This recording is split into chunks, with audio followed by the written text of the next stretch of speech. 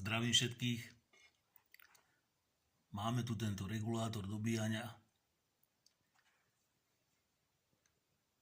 Tu ukazuje prúd z panelov fotovoltaických na vstupe. Tu na výstupné napätie. Tu na momentálne 100% baterky akože. 4 minúty ide nabíjanie do týchto bateriek. Teplota 17,2 stupňa. Keď presiahne 70 stupňov, tak to má vypnúť automaticky. A tu kontrolujeme nabíjací prúd, áno. Tu je 2,4. Výstupný do bateriek okolo 2 A, do 2 A to dáva.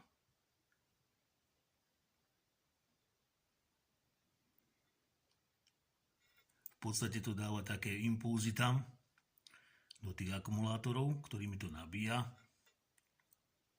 A tu, keď sa pozrieme,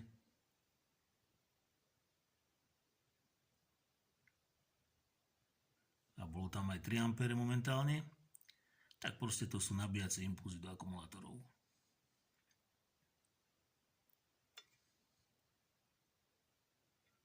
(2,4).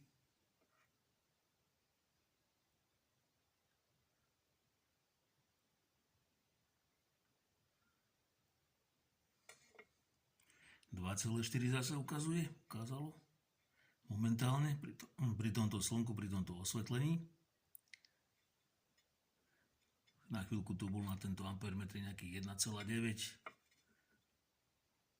vyše 2,4 A na vstupe z panelov.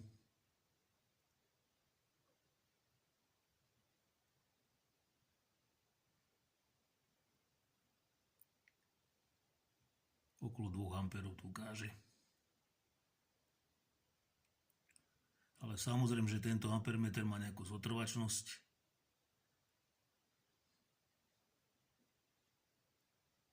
Teraz 2,6. 1,8 bolo.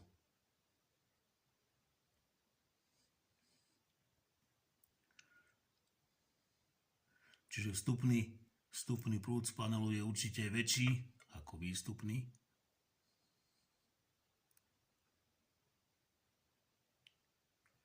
Pokračujeme v sledovaní.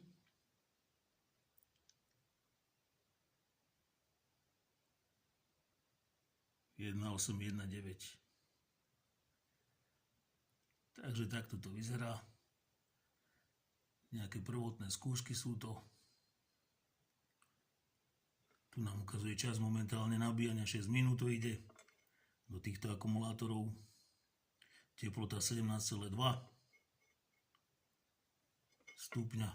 Prúd nám vstúpol troška na 2,7, 2,8 A. Takže toto je taký prvotný test.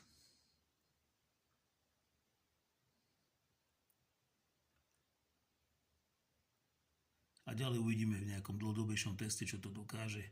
A hlavne, koľko to vydrží. Na chvíľku tu bolo nejaké na tomto veľkom ampermetre nejaké 3 A. Takže uvidíme, čo ďalej. Ďakujem všetkým za pozornosť, za odbery a lajky. Ahojte.